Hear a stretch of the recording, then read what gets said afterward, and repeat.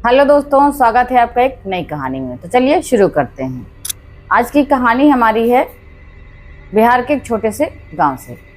बिहार के गांव में एक परिवार रहता है, मम्मी पापा और एक बेटी है निकिता। निकिता जो कि 12-13 साल की है। उसको स्कूलिंग मतलब 1 से 5 तक की पढ़ाई उसके गांव में हो जाती है। उसके बाद उसे थोड़ा सा बाहर जाना पड़ता है पढ़ने के लिए। लेकिन जो स्कूल उसका है वो वहाँ से करीब 5 किलोमीटर की दूरी पर है। और उसकी माँ कहती है कि बेटा निकिता तुम कैसे जाओगी। तो वो जिद करती है, मम्मी मुझे साइकिल दिला दो, तो लेकिन हम पढ़ेंगे ज़रूर और जाएंगे। उसको साइकिल दिला देते हैं जैसे तैसे। माँ बाप हैं, एक ही बेटी है इकलौती। वो सोचते हैं पढ़ लिख लेगी तो कुछ बन जाएगी। वो जाती है डेली स्कूल उसी से, साइकिल से ही। लेकिन उसके जो स्कूल जहाँ पे पढ़ता है, एक गांव छोड़ के दूसरे गांव 5 किलोमीटर का रास्ता है। उस गांव के तक पहुंचने के लिए जहां उसका स्कूल है वहीं पे उसका कोचिंग सेंटर भी है, क्योंकि सोचती है अभी से पढ़ाई शुरू करेंगे। कुछ विषय ऐसे रहते हैं जिसमें वो कमज़ोर है, तो उसके लिए वो कोचिंग अटेंड करती है। जब कोचिंग करती है तो वहीं पे उसकी जो और सहेलियां हैं जो उसकी सहपाठी साथ में पढ़ती हैं तो वहीं रहती हैं, तो वो वहीं पे रुक जाती है। 1-2 घंटे के लिए वहाँ रुक जाती है, फिर वो कोचिंग करके तभी घर वापस आती है। सुबह निकलती है वो 7-8 बजे करीब, और स्कूल पहले पढ़ाई करती है, फिर कोचिंग करती है, फिर घर। यही उसका डेली का रूटीन है। जिस रास्ते से वो स्कूल जाती है उधर उसको 2 रास्ते मिलते हैं। एक रास्ता शॉर्ट में है, थोड़ा सा वो जंगली इलाका है, थोड़ा सा झाड़ झंखाड़ ज़्यादा है, इसलिए उस रास्ते से वो कभी नहीं जाती। वो सीधे रास्ते पे जाती है जिधर से सभी लोग चलते हैं। वो पहुंचती है स्कूल और जाती है। डेली उसका यही नियम है।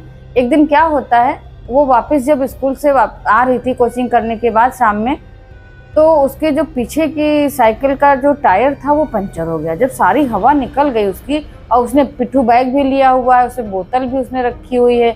वो क्या करती थी, अपने साथ एक टॉर्च जरूर रखती थी। शौक भी होता है बच्चों को कि कहीं भी कुछ भी देखना इस तरह से, क्योंकि उसको शाम ज़्यादा हो जाती थी तो लगता था कभी कभी ठंडक में कि कोहरा सा पड़ने लगता तो उसको टॉर्च की आवश्यकता पड़ती, इसलिए उसने टॉर्च रखी हुई थी।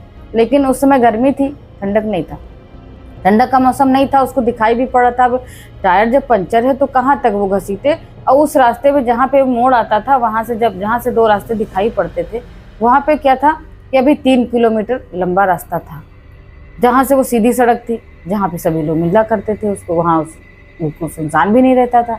लेकिन जो जंगली इलाका था वहाँ पे जो है सुनसान तो होना, क्योंकि वहाँ पे तो कम ही लोग निकलते थे। अब इसका वो जाना हुआ भी नहीं रास्ता था, लेकिन उसने निर्णय किया कि चलो आज इसी रास्ते से चलते हैं। इधर 1.5 किलोमीटर पड़ेगा, उधर से तो 3 किलोमीटर है।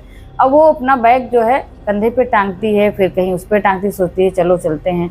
बैग उसने टांगा हुआ, साइकिल को यूं ही पकड़े हुए चलती जा रही है।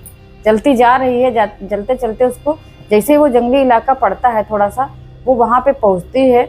होता क्या है वहाँ पे, देखती क्या है, एक लेडी जो है, एक औरत एक छोटे से बच्चे को गोद में यूँ ऐसे दबाए हुए रो रही है। जब वो रो रही है तो सोचती है, वो कहती पता नहीं है कौन रो रहा है। वो आवाज़ देती है, अरे चाची काहे रो रही हो, क्यों रो रही हो बताओ।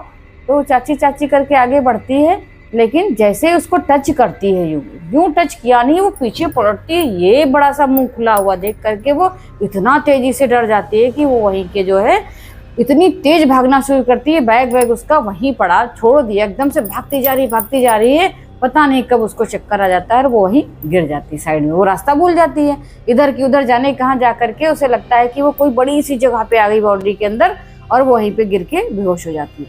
धीरे धीरे उसको जब होश आता है, देखती रात चारों तरफ अंधेरा हुआ पड़ा है, लेकिन चांदनी चमक रही है। और बहुत ज़्यादा से लोग एकदम से साथ में एक अर्थी को ले करके बहुत सारे लोग चले आ रहे हैं, राम नाम सत्य बोलते हुए। आज वैसे आंखें खुलती देखती ऊपर को, इधर तो चांदनी बिखरी पड़ी, अंधेरा हुआ पड़ा, लेकिन ये सामने से इतने सारे लोग आ रहे। उनके सबके चेहरे पे ऐसे करके कट के निशान बने हुए और ब्लैक से निशान बने हुए। और वो देख के बहुत तेजी से डर जाती कि हे भगवान ये क्या हो गया। जैसे जैसे वो लोग नजदीक आते जा रहे थे वैसे वो उठ करके बैठ गई। जब वो उठ करके बैठ गई तो वो लोगों ने अर्थी को रखा और करीब 5-6 लोग उसकी तरफ ऐसे बढ़े। जब बढ़ते आ रहे थे वो एकदम से डर गई और तेजी से। फिर देखा 2 लोग और उसमें से जो भीड़ थी उसमें से निकल करके उसी तरफ वो एकदम से खड़ी होती है। पता नहीं कैसे उसको लगता है कि मुझे भागना चाहिए, और खड़ी हो जाती है।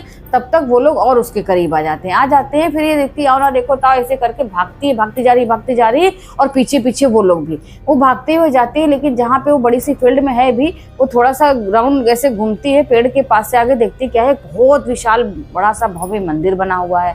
और मंदिर देख करके वो वहीं पे अंदर चली जाती है। अंदर जाती है, देखती कि इतना अच्छा कैसे बना हुआ। अभी तो यहाँ जंगल था हम जब आ रहे थे बहुत, लेकिन वो एकदम से उसको कुछ समझ ही नहीं आता है कि पीछे वो लोग दौड़ा रहे हैं, इधर वो आगे मंदिर है। जाती है अंदर, जब उसके पहुंच जाती है तो देखते कि यहाँ जटाशंकर भोलेनाथ की वहाँ पे बहुत ही भव्य मूर्ति है, और वहीं पे 3 लोग पुजारी बाबा से बने हुए हैं। एक पुजारी जो है उनकी लंबी लंबी जटाएं हैं, उन्होंने इसे जुड़ा करके बना के रखा। एकदम देखने पे ऐसे लगता है कि अचानक से कोई देखे कि भोले बाबा का ये दूसरा स्वरूप, ऐसा लग रहा है। जटाशंकर सामने खड़े हैं। वो जाते जाते ही एकदम से उनके पैर पकड़ के बैठ जाती है। अरे बच्चे तुम यहाँ कहाँ से आ गई, अरे ये बालिका देखो कहाँ से आ गई। वो तीनों लोग एकदम से बोल पड़ते हैं। तो जो बोल पड़ते हैं, तुम यहाँ कैसे आ गई, तुमको तो यहाँ नहीं आना चाहिए था। अब वो एकदम से हड़बड़ाती है, अरे बाबा जी मुझे बचा लो, वो देखो वो लोग मुझे मारने के लिए आ रहे हैं, वो लोग मुझे मारने दौड़े हैं। और जब बाबा जी इसे देखते हैं, फिर कहते हैं, थोड़ा सा मुस्कुराते हैं, कहते हैं परेशान मत हो, अब तुम जटाशंकर के शरण में आ गई हो। तो वो फिर देखने लगती है मूर्ति की तरफ, एकदम से देखती है, और तीसरा नेत्र जैसे लग रहा कि अभी खुलेगा और सबको भस्म कर देगा, ऐसा वो लग रहा था बहुत देख करके। पीछे से जो लोग उसको दौड़ा रहे थे वो सब वहीं बाहर ही रुक जाते हैं, और धीरे धीरे करके सब चले जाते हैं। वो मुंह घुमा करके वहीं पे बैठ जाती है। बाबा जी उसको थोड़ा सा दिलासा देते हैं कि थोड़ा सा तसल्ली रखो, और तुम मुझे बताओ यहाँ कैसे फंस गई। वो सारी कथा वो बताती है कि हमारा साइकिल का पंचर हो गया था टायर, और हम जा रहे थे, रास्ते में मुझे जो है एक चाची टाइप में थी, उन्होंने वो एक गोद में बच्चा लिए रो रही थी। जैसे मैंने उनको पूछा कि क्या हुआ चाची, काहे रो रही हो, तो चाची ने मेरी तरफ देखा, क्या मुझे लगा कि बहुत बड़ी चुड़ैल टाइप की थी, एकदम से बड़े बड़े दांत और बहुत तेज से। हम डर गए देख करके उनको, और डर करके हम इधर चले। ये सब उन्होंने बताया। जब नमिता ने ये सब बताया तो बाबा जी मुस्कुराने लगे, कहने लगे, बेटा वो जो तुमको लेडी दिखी थी कई साल पहले जो है यहाँ पे इसी गांव में, यहाँ जो वो लेडी प्रेग्नेंट थी, और उसको जो है वही बच्चा होने वाला था, लेकिन उसकी मृत्यु हो गई अचानक से। जब मृत्यु हो गई तो गांव से बहुत सारे लोग जो है उसकी अर्थी लेकर के यहाँ पे अंतिम संस्कार के लिए, क्योंकि और कोई शमशान घाट था नहीं, तो यहीं पे जब उसको ले करके आए, और उसी समय यहाँ पे पता नहीं कहाँ से डाकू आ गए।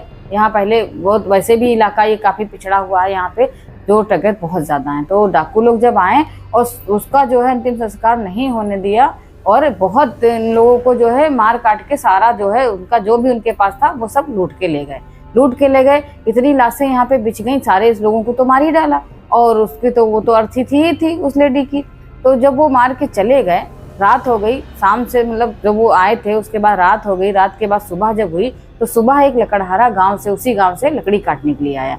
जब लकड़हारा यहाँ पे आया तो उसने देखा कितनी सारी लाशें हैं, वो डर गया, चीखते हुए भागते हुए वो गांव वापस गया। जब गांव वापस गया, वहां पे जाकर के सबको बताया कि वहां इतनी सारी लाशें पड़ी हैं, लेकिन गांव वाले जो है जो यहाँ पे आए थे उसका अंतिम संस्कार करने, तो वो वापस नहीं गए। वो लोग भी हैरान परेशान थे, लेकिन अर्थी का मामला था तो वहां से गाँव से दूरी भी ज्यादा थी, तो कोई आया भी नहीं देखने के लिए। लेकिन सुबह को जब ये चीज फैली बात, तो सब एकदम से सब भाग के आए, देखा क्या सब ऐसे ही कटे पटे सब पड़े हुए हैं। तो सभी लाशों को उन्होंने एकत्रित किया, और वही इसी वाले इसमें शमशान में सभी का अंतिम संस्कार कर दिया।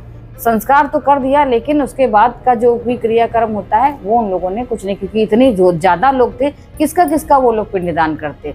इस तरह से वो सारे के सारे जितने भी लोग जो है जिनकी मृत्यु हुई थी उस हमले में, तो वो सब प्रेत योनि में चले गए। तो ज्यादा कदा जैसे भी कोई इधर से निकलता है तो उसको जो है इसी तरीके से वो औरत भी दिखाई पड़ती है, और इसी तरह से शमशान के पास या शमशान के अंदर सेम वही अर्थी वाला सीन दिखाई पड़ता है, क्योंकि वो सब जो है वो जो भी यहाँ गुजरता है उनको सब उसी अपनी ही योनि में ले जाना चाहते हैं, अपने साथ ही वो करना चाहते हैं, क्योंकि उनको तो सब वो डाकू ही तरीके से दिखाई पड़ते हैं जैसी स्थिति में उनकी मृत्यु हुई थी। इतना बाबा जी बताते हैं तो वो सुनकर के और दहल जाती है कि मैंने ना उनको टच किया होता चाची जी को, ना ही मेरे साथ ये घटना होती। तो बाबा जी कहते हैं तो परेशान मत हो। वो जाते हैं शिव जी की मूर्ति के पीछे से एक कमंडल निकालते हैं और गंगा जल ले करके उसके ऊपर यूं यूं छिड़क देते हैं। जब छिड़क देते हैं वैसे ही उसके सामने एकदम से सब कुछ सीन जैसे लग रहा कि एकदम से धुंधलाने लगता है, धुंधला धुंधला सा दिखता है ब्लर टाइप में, और वो वहीं पे बेहोश होकर गिर जाती है। उसके बाद जब उसे थोड़ी देर बाद होश आता है तो देखती क्या है, वहां तो मंदिर कुछ है ही नहीं, वो खंडहर पड़ा हुआ है, और सुबह भी हो गई है, उजाला निकला हुआ है, वहां पे खंडहर है, और जहाँ पे वो है खंडहर के पास जहाँ वो बैठी थी बिल्कुल भाभी जैसे लग रहा था, आसन बिछा हुआ है, उधर ये सब कुछ अच्छा सा रखा हुआ, कुछ भी वहां पे नहीं था, सब खंडहर था, टूटा फूटा था। जो वहां बैठी थी टूटे हुए ईंटें थे, पत्थर थे, उस पे वो बैठी हुई थी। लेटी हुई थी। जब उसको होश आया तो उठ के वहीं पे वो बैठ गई, देख रही है आसपास टटोल के, अरे जहाँ तो बाबा जी थे, वो बाबा जी पुकारे, लेकिन वहां तो कोई है ही नहीं। जब है ही नहीं, वैसे जैसे वो पुकार रहे होते तो पास में सड़क ही होती शमशान के, वहां से एक आदमी साइकिल से आ रहा होता। वो देखता है तो कहते अरे काका काका, तो रुको रुको, तो कहते अरे बिटिया तुम नमता स्कूल नहीं गई आज, क्या बात है? तो कहे वो रोने लगती है, कहती हमें काका अपना हमारे घर छोड़ दो।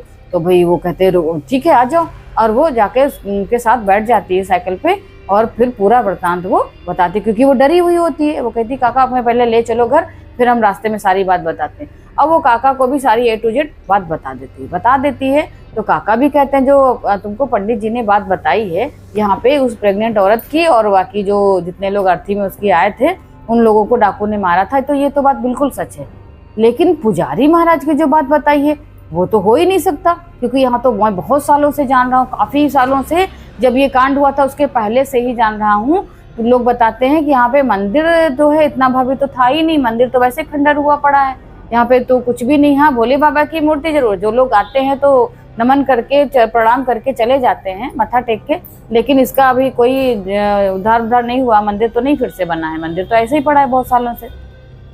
ये सुनते तो चकरा जाते हैं दोनों के दोनों कि ऐसा कुछ भी नहीं है। तो उन्होंने कहा स्वयं जो है जटाशंकर महादेव तुम्हें बचाने के लिए आए थे बेटा, ऐसा करते हैं। इत्तेफाक था तो तुम बच गई, तो तब तक जो है उनका घर आ जाता है, और वो घर जाते तो माता पिता उनके देख करके नमिता कितना अचंभित होते हैं कि रात को एक तो आई नहीं थी, इतना ये घटना सुन करके इतना परेशान हैरान। लेकिन जब बाबा जी के बारे में पता चलता है तो भाई सभी बहुत हैरान हो जाते हैं सुनकर के ये घटना की बाबा जी ने जो है जटाशंकर महादेव ने इसकी रक्षा करी कैसे वहाँ पे आकर के, और इसको बचाया। वहाँ पे सभी लोग जो है उस लड़की से मिलने के लिए बहुत से लोग आते हैं, लेकिन उसके मन में इतना डर बैठ जाता है कि मम्मी अब मैं वहाँ नहीं जाऊँगी। उसने जो है कोचिंग क्लास और स्कूलिंग पढ़ाई जो भी थी छोड़ दी, कहा हम ऐसे ही पढ़ के परीक्षा दे लेंगे, जान है तो जहान है भाई, हम नहीं जाएंगे, क्या पता कब वो घटना हो जाए फिर से। उसके दिमाग से वो जो चाची वाली घटना निकल ही नहीं रही थी, और जो जटाशंकर महादेव जी का जो वर्णन उसके दिमाग में बैठ गया था कि अगर ये भोले बाबा नहीं समय पे आते,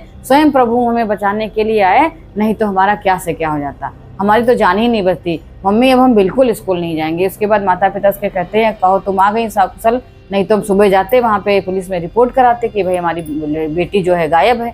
तो इस तरह से जो है सभी लोग कहते हैं चलो ठीक है, जब बेटी खुद ही कह रही है कि नहीं पढ़ना है उसने, जब वो ठीक हो जाएगी, बड़ी हो जाएगी, तब उसको आगे की पढ़ाई करवा देना। तो वो फिर रुक जाते हैं, कहते हैं चलो ठीक है, अब ये अच्छे से पहले अच्छी हो जाए, इसके मन से डर वहम जो भी है निकल जाए, तब फिर आगे की पढ़ाई करेगी। तो ये थी दोस्तों आज की कहानी। मिलते हैं कल एक नई कहानी के साथ।